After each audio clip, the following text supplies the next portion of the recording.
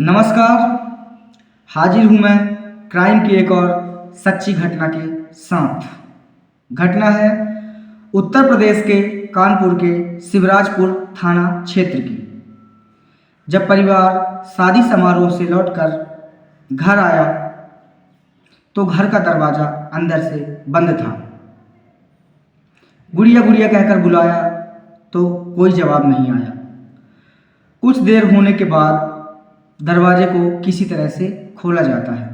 दरवाज़ा जैसे ही खुलता है, एक 14 साल की जो गुड़िया है वह अर्धनग्न अवस्था में बिस्तर पर चारपाई पर मृत तरीके से पड़ी हुई थी।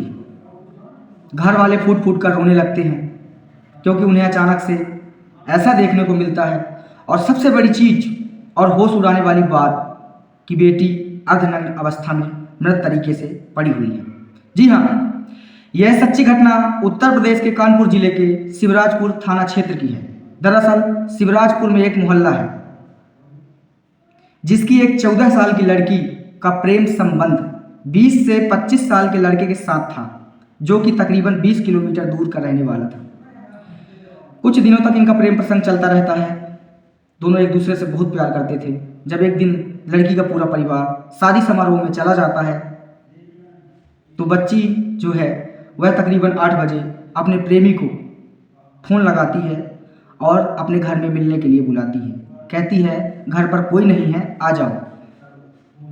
उसका प्रेमी जो है वो बहुत खुश हो जाता है। इसी बात को बताने के लिए अपने दोस्त को फ़ोन लगाता है और कहता है कि प्रेमिका ने आज मुझे मिलने के लिए बुलाया है, आज उसके घर पे कोई नहीं है। तो उसका दोस्त बोलता है कि यह तो बहुत अच्छी बात है कि तुम्हें तुम्हारी प्रेमिका ने मिलने के लिए बुलाया है, लेकिन जब तुम लड़की से मिलने जाना तो कुछ शक्तिवर्धक गोलियां और कुछ सुरक्षा के पैकेट्स को लिए जाना। रवि ने कहा ठीक है, फ़ोन रख रहा हूँ। प्रेमी जो है वो अपने दोस्त का फ़ोन काट देता है और मेडिकल स्टोर चला जाता है। मेडिकल स्टोर से वह कुछ शक्तिवर्धक गोलियां और कुछ सुरक्षा के पैकेट्स खरीदता है और प्रेमिका से मिलने उसके घर चला जाता है। लगभग 8:30 बजे का वक्त रहता है।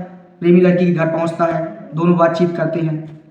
लड़की खाना लगाती है, दोनों मिलकर साथ खाना खाते हैं और फिर ये जो प्रेमी है धीरे धीरे लड़की के कपड़े उतारने लगता है और उससे संबंध बनाने के लिए कहता है। शुरुआत में लड़की मना करती है, उसके बाद मान जाती है। ठंड का मौसम भी चल रहा है। कुछ समय बाद दोनों संबंध बनाते हैं। एक बार नहीं, कई बार। प्रेमिका को पूरी तरह से नग्न अवस्था में किए रहता है और वह भी करीबन 7 से 8 घंटे। ठंड का समय भी था और 14 साल की वो जो लड़की थी उसे धीरे धीरे ठंड लगने लगती है। उसका शरीर धीरे धीरे अकड़ने लगता है और फिर प्रेमी जो कुलदीप है वह सोचता है इसको कुछ हो गया है। हालांकि उस दौरान वह उससे 4-5 बार संबंध बनाता है। रात के 3 से 4 बजे के बीच ठंडी बहुत तगड़ी होती है। प्रेमिका धीरे धीरे अकड़ने लगती है तो लड़का सोचता है कि ऐसे ही होगा, लेकिन जब लड़की बेहोश होने लगती है तो लड़का अलाव जलाता है, आग जलाता है और लड़की को सेंकने की कोशिश करता है। हालांकि कुछ देर बाद लड़की थोड़ी देर के लिए संभलती है, लेकिन उसके बाद लड़की को ऐसी अकड़न होती है कि वह चारपाई पर बेहोश तरीके से गिर जाती है। लड़का डर जाता है कि अभी इसे कुछ हो गया है। लड़का रफू चक्कर हो जाता है। लेकिन जब प्रेमी घर में एंटर कर रहा था, 8:30 बजे के वक्त जब प्रेमी घर में प्रेमिका के एंटर कर रहा था तो जो लड़की की भतीजी है उसे उसने घर में एंटर होते हुए देख लिया था। सुबह होती है, उसके परिवार वाले शादी समारोह से वापस आ जाते हैं। गुड़िया गुड़िया कहकर दरवाजे के बाहर चिल्लाते हैं, दरवाज़ा पीटते हैं। अंदर से कोई आवाज़ नहीं आती।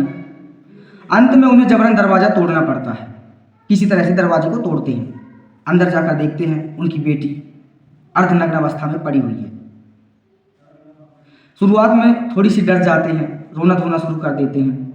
उसके बाद उसके शरीर में कुछ कपड़े पहनाते हैं और फिर अस्पताल लेकर जाते हैं। डॉक्टर ने कहा कि अब यह इस दुनिया में नहीं है, मतलब इसकी मौत हो चुकी है।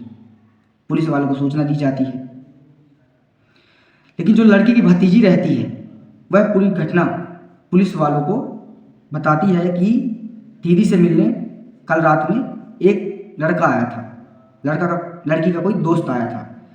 पुलिस पूछताछ करती है और लड़की की कॉल डिटेल के माध्यम से आरोपी को गिरफ्तार कर लिया जाता है। गिरफ्तार करके उसे न्यायालय के समक्ष पेश कर दिया जाता है। अब इसमें आप एक बात नोटिस किए होंगे कि इसमें मोबाइल का कितना बड़ा रोल है। आप हमें कमेंट करके बताइए कि इस घटना में मोबाइल की जो भूमिका है वह कितनी महत्वपूर्ण है। क्या छोटे बच्चियों को मोबाइल देना उचित है?